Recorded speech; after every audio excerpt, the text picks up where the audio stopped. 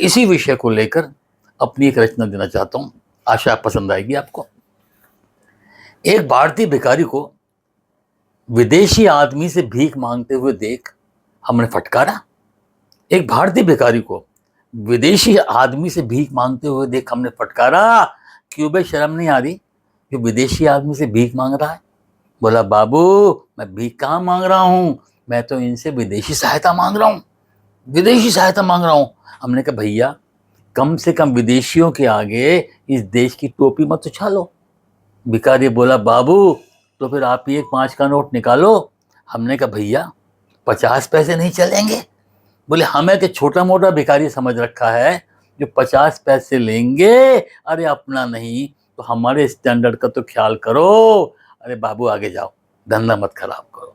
और सुनो, 50 पैसे ही देना है तो सामने पढ़ा लिखा ग्रेजुएट बेरोजगार खड़ा है, सामने पढ़ा लिखा ग्रेजुएट बेरोजगार खड़ा है, जाओ 50 पैसे उसे ही टिकाओ। बेचारा 3 दिन से बिना किसी ढोंग के भीख मांग रहा है, भूख से मर रहा है।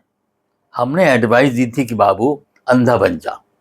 वो गधा असली अंधे की एक्टिंग करने लगा, लोग चोट दे गए, कुछ तो 50 पैसे डालकर 5 का सिक्का उठाकर ले गए। और बाबू एक तो ऐसा निकल गया, उसका कटोरा उठाकर ले गया।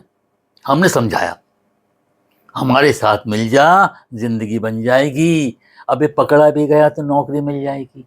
हमारे अंडर में बाबू 50 भिखारी काम कर रहे हैं, मौज कर रहे हैं। अरे कुछ तो ऐसे होनहार निकल गए कि मांगते मांगते विधायक बन गए। आजकल विदेश जा रहे हैं और वहां से मांग मांग के ला रहे हैं। मांगना हमारी भारतीय संस्कृति का एक अंग है। अब आप भी बताएं, हम अपनी संस्कृति को कैसे भुलाएं? बाबू ये लोग भीख देकर हम पर एहसान थोड़ी कर जाते हैं, 50 पैसे दे जाते हैं और 5 रुपए की दुआएं ले जाते हैं। मैंने कहा, भैया कौन कहता है तू भिखारी है, तू तो महान है, और मांगने के मामले में तो हिंदुस्तान है। ले भैया ये 5 का नोट जेब में रख ले, जेब में रख ले और दुआएं कर कि मैं जिंदगी में सफल हो जाऊं।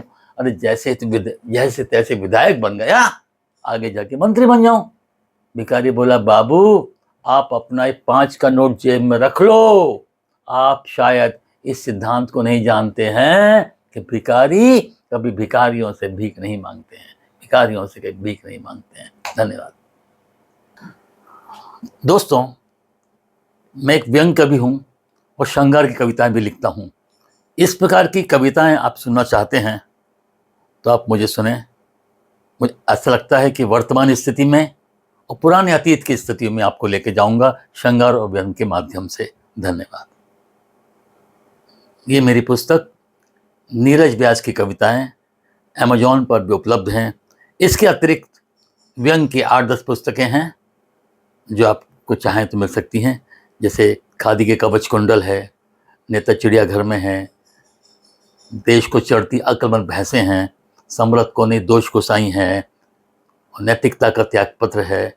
इस प्रकार अनेक पुस्तकें आपको मिल जाएंगी और कुछ आगामी पुस्तकें भी आ रही हैं जो आपकी सेवा में समर्पित होंगी। ठीक है।